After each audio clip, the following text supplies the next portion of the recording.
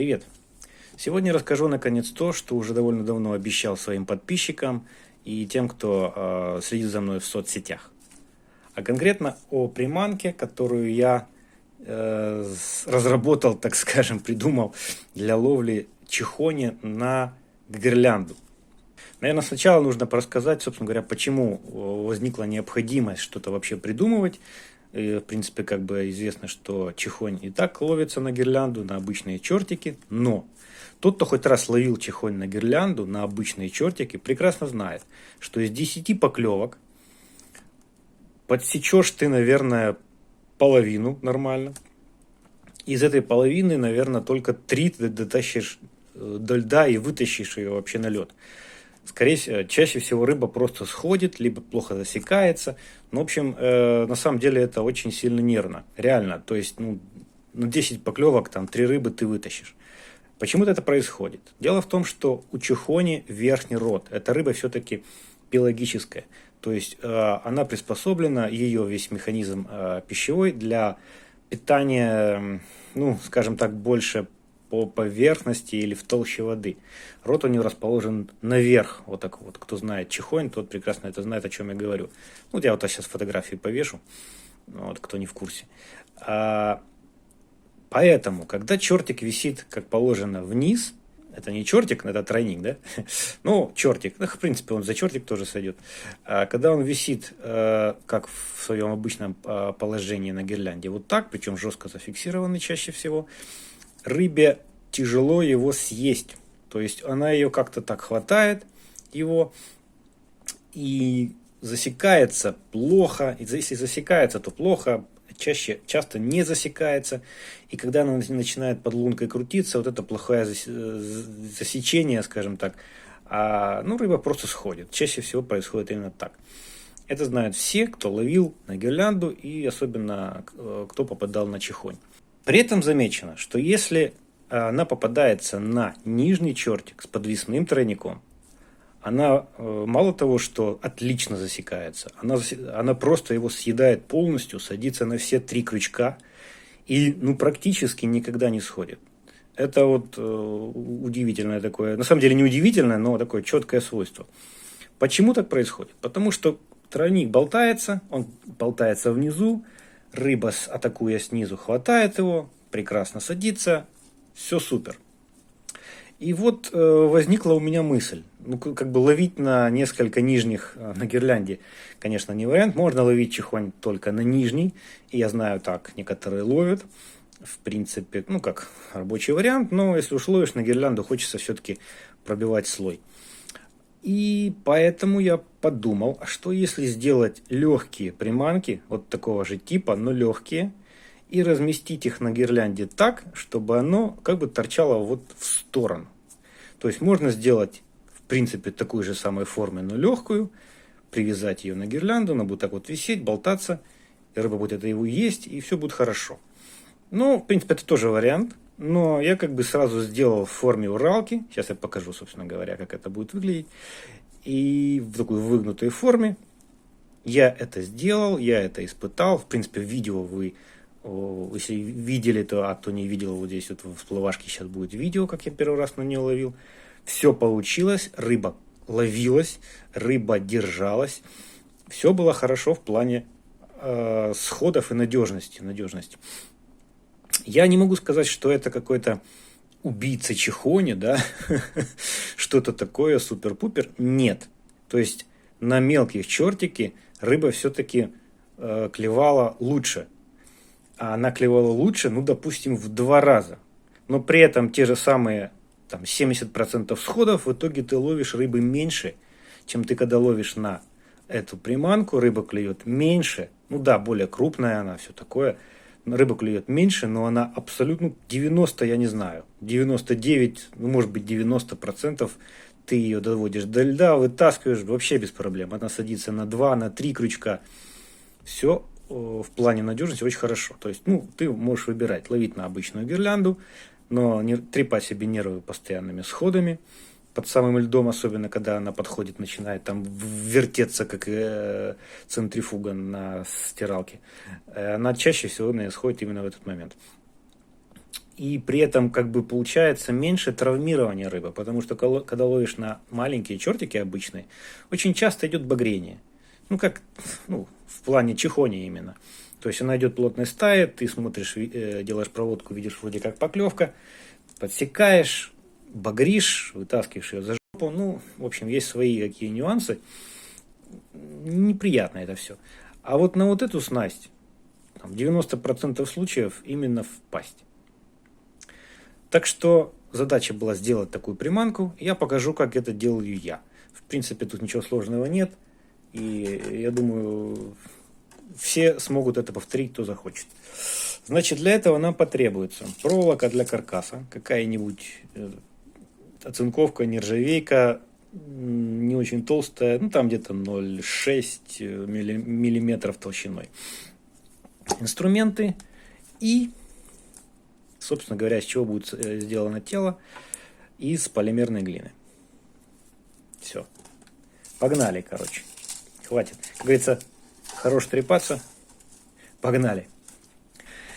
И начнем изготовление мы, естественно, с каркаса. Значит, если здесь каркас сквозной для подвешивания на петлю сверху, здесь петелька для подвешивания тройника, то в данном случае каркас у нас будет односторонняя петелька.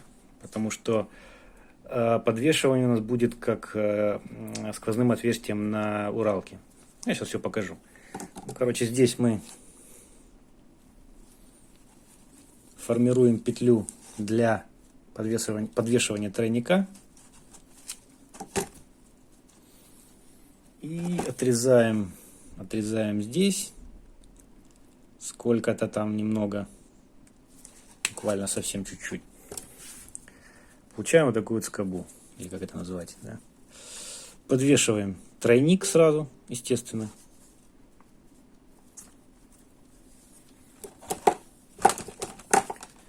Вот. И дальше просто сделаем здесь скруточку. Для чего это делается? Для того, чтобы оно прочнее держалось в полимерной глине, в теле полимерной глины. Ну и здесь делаем... Значит, получаем вот такой вот вариант. И мы ее должны немножко как бы выгнуть, да? И придать ей форму уралки, скажем так. Ну и здесь на кончике мы скрутим тоже какой-то там якорь, да, который тоже будет держать в теле полимерной глины, чтобы ее не вырвало. Если там на крючок сядет не чухоня, а там какой-нибудь судак. Собственно говоря, почему нет? Вот. Короче, вот примерно вот такой каркасик получаем. Вот, и все. И теперь нам нужно этот каркасик облепить. Сейчас, секунду. Это колечко надо выгнуть в плоскость. В плоскость как бы приманки, да, то есть чтобы оно вот так висело. Вот так вот. Угу. Все. И теперь надо сформировать тело уралки, грубо говоря, да. На самом деле оно выглядит очень простым моментом. Ну, вот облепить этот каркас полимеркой, это надо еще приноровиться. Можно вот так вот ее проткнуть.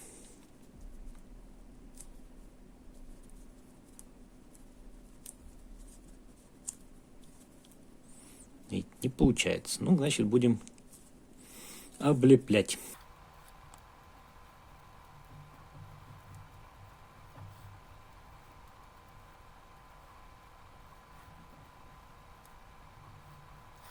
Ну, как-то, в общем, как-то так.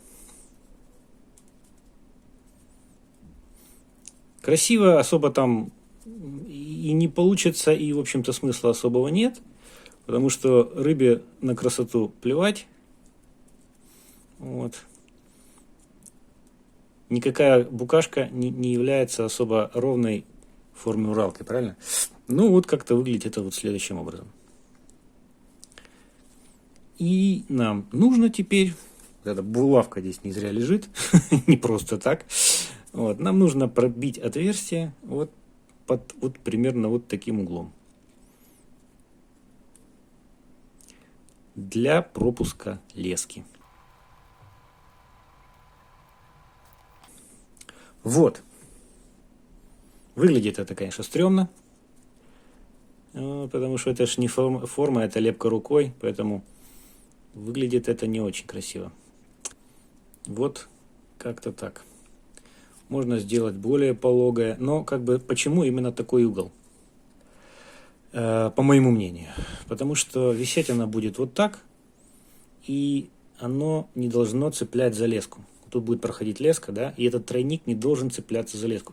Конечно, есть варианты, что он за нее будет цепляться, потому что леска все-таки может как-то петлями идти, правильно? Когда после подсечки особенно она там раз, там как-то может захлестываться. Хотя, честно говоря, у меня не было проблем, когда я ловил этой снастью, с какими-то там захлестами серьезными. Если что-то и было, оно даже в памяти не осталось. Ну вот, собственно, все. То есть мы ее берем теперь и запекаем. Запекаю я в кипятке. То есть набираю металлическую какую-то емкость воды, кипячу, кидаю их в кипяток. И в зависимости от того, что написано на упаковке полимерной глины, там 10 или 15 минут, сколько ей надо, чтобы затвердеть, заполимеризоваться. A few moments later. Ну вот, как-то так. Варил я их прямо с этими штуками, чтобы там ничего не забилось. Вот. Они получаются, естественно, разной формы. Но это совершенно не важно. Вот такие получаются штуки. На самом деле, конечно, если наладить пластиковое какое-то литье, ну, это было бы, конечно, более цивильно, более красиво, но это очень не массовый такой продукт.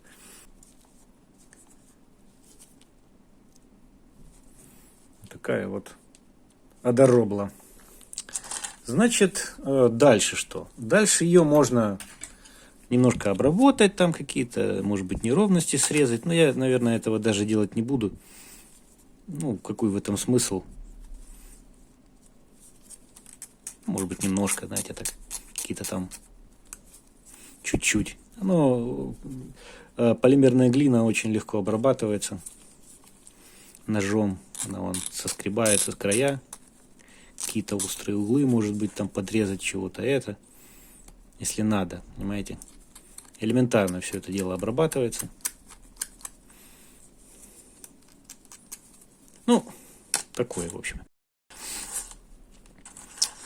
Но это не обязательно, как я уже сказал, да. То есть вот оно как-то получилось. Получилось и получилось. Значит, еще здесь будет, я буду сюда вешать вот такую вот бусину, как обычно.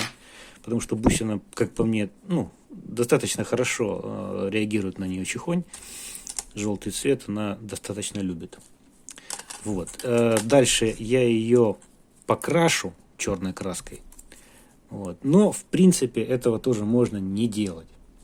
Она вот так вот будет абсолютно рабочей приманкой. Вот. Все. Вот таким вот образом. Приманка, в принципе, готова. Ну и чтобы 2 раза не вставать, покажу, как ее монтировать. Значит, делается так же, как и монтаж гирлянды из мормышек. То есть надо вязать по одной. Вязать сразу, накидать сразу в отверстие несколько штук, привязать нижнюю, и потом как это, не получится. Надо делать по одной. То есть отмеряешь, потом еще отмеряешь, и уже потом нижнюю. Короче, берем верхнюю, продеваем сколько надо лески. Это уже смотрите, сколько у вас будет приманок. Я обычно ставлю 2 и нижнюю, и мне хватает вполне. Так вот продели.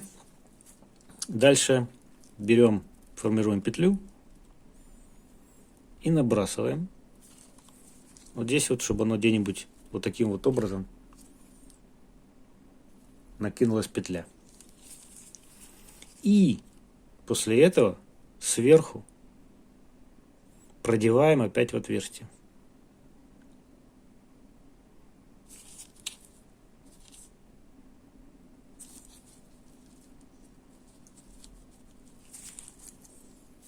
Во!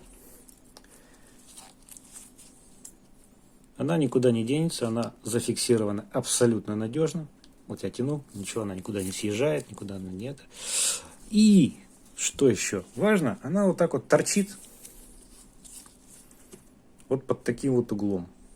Абсолютно нужным нам правильным углом.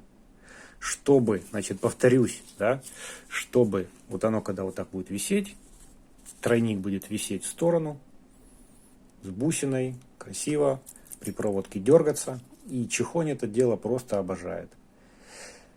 Я скажу больше. Я уверен, что если такую вот приманку в толще воды увидит судак, который пастух, который идет под белью, он ее не пропустит. Вообще не сомневаюсь. Я не упирался в судака в прошлом году. Ну, я хотел, я планировал, но что-то у меня не получалось. Все, я упирался в белую, в плотву и прочее. В этом году обязательно попробую таким образом ловить и судака в том числе. Уверен, это получится. Вот так вот она висит.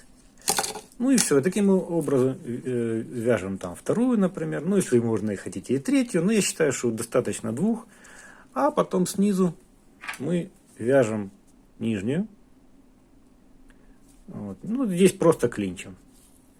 И все. То есть, в принципе, чехонь при таком монтаже чехонь попадается как на нижний, так и на вот эти. Это уже проверенная, отработанная, в принципе, схема. Все хорошо работает. Все, друзья. На этом все. Всем спасибо. Пока.